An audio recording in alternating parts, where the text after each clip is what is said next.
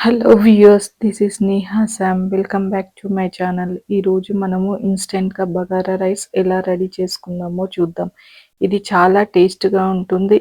ఇంకా దీన్ని చాలా ఈజీగా రెడీ చేసుకోవచ్చు.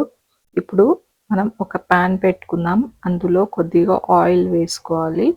వేసుకున్న తర్వాత ఆయిల్ని అంతా స్ప్రెడ్ చేసుకోవాలి. తర్వాత కొంచెం సాజీరా వేస్తున్నాను. తర్వాత మనం కొంచెం ఇలాచీలు వేసుకోవాలి. ఇలాచీలు వేసుకున్న తర్వాత ఒక స్టార్ పువ్వు, తర్వాత కొద్దిగా భోజువారి ఆకు, 2 దాల్చిన చెక్కలు, తర్వాత ఒక 4 లవంగాలు మనం వేసుకున్న తర్వాత ఇవి మంచిగా కొంచెం ఫ్రై అయ్యేటట్టు మనం ఫ్రై చేసుకోవాలి. ఇప్పుడే స్మెల్ చూడండి ఎంత బాగొస్తుంది. తర్వాత కొంచెం పుదీనా ఆకులు కొద్దిగా లైట్‌గా ఫ్రై అవ్వాలి. ఫ్రై అయిన తర్వాత మనం అందులో కొంచెం కరివేపాకుని కూడా వేసుకోవాలి. కరివేపాకు వేసుకున్న తర్వాత మళ్ళీ కరివేపాకు కూడా కొద్దిగా ఫ్రై అయ్యేటట్టు మనం కలుపుకోవాలి. కరివేపాకు కొద్దిగా ఫ్రై అయిన తర్వాత కొద్దిగా కొత్తిమీరని కూడా వేసుకొని కొత్తిమీర కూడా కొంచెం ఫ్రై అయ్యేటట్టు మనం కలుపుకోవాలి. చూడండి స్మెల్ అయితే ఎంత బాగొస్తుందో. తర్వాత ఒక 4 పచ్చిమిర్చి నేను కట్ చేసుకొని వేసుకుంటున్నాను. కట్ చేసుకొని వేసుకున్నప్పుడే అందులోని ఫ్లేవర్ అనేది బయటకొస్తుంది. కాబట్టి కొంచెం కట్ చేసుకొని వేయాలి. పచ్చిమిర్చి కూడా కొద్దిగా ఫ్రై అవ్వాలి. తర్వాత 2 బిర్యానీ ఆకులను వేసుకోవాలి. బిర్యానీ ఆకులు కూడా కొద్దిగా లైట్‌గా ఫ్రై అయ్యేటట్టు చూసుకోవాలి. ఈ ఫ్రై అనేది మనము స్టవ్‌ని సిమ్‌లో పెట్టి చేసుకోవాలి. అలా సిమ్‌లో పెట్టి చేసుకున్నప్పుడే మనకు అన్నీ మంచిగా ఈవెన్‌గా ఫ్రై అయితాయి. మాడకుండా ఉంటుంది. ఇందులో కొద్దిగా మనం ఇప్పుడు సాల్ట్ వేసుకోవాలి. సాల్ట్ వేసుకున్న తర్వాత మళ్ళీ కొద్దిగా మనం అన్నిటిని బాగా ఫ్రై చేసుకోవాలి. ఇలా ఫ్రై చేసుకున్నప్పుడే అందులోని ఫ్లేవర్ అనేది మనకి బయటికొస్తుంది. ఇప్పుడు మనం ఇందులో కొద్దిగా అల్లం వెల్లుల్లి పేస్ట్‌ని యాడ్ చేస్తున్నాను. అల్లం వెల్లుల్లి పేస్ట్ అనేది పచ్చివాసన పోయే వరకు మనం దాన్ని ఫ్రై చేసుకోవాలి. అల్లం వెల్లుల్లి పేస్ట్ వేయగానే మంచి స్మెల్ అనేది వస్తుంది.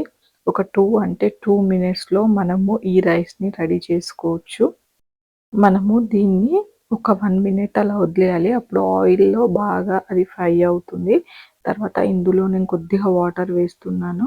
కొద్దిగా వాటర్ వేయడం వల్ల మనకి ఆ పుదీనా, పచ్చిమిర్చి, ఇంకా కొత్తిమీర, మసాలా ఆ ఫ్లేవర్ అనేది మనకు బయటికొస్తుంది. వాటర్ ఎయ్యకపోతే మనకి ఆ ఫ్లేవర్ అనేది బయటికి రాదు. మనం వేసుకున్న వాటరు కొద్దిగా అబ్జర్వ్ అయ్యే వరకు మనం దాన్ని కలుపుతూనే ఉండాలి.